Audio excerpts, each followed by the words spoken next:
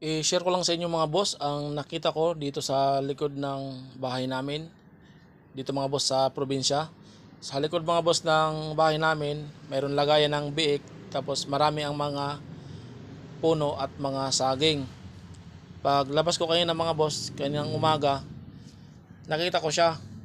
Hindi ko naman alam mga boss kung ano yan. Kaya ang ginawa ko, kinuha ko yung cellphone ko. Tapos binidyohan ko mga boss para makita natin kung ano ito.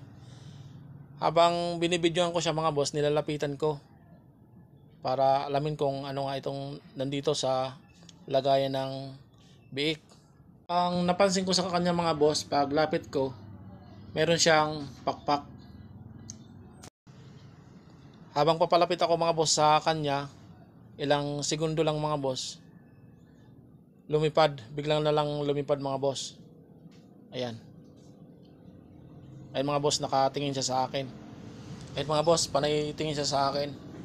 Hindi naman ako natakot sa kanya mga boss dahil umaga nga, tsaka nandito lang naman din sa likod ng bahay namin. Ay mga boss, nakatitig siya sa akin mga boss. Pula yung kanyang mata.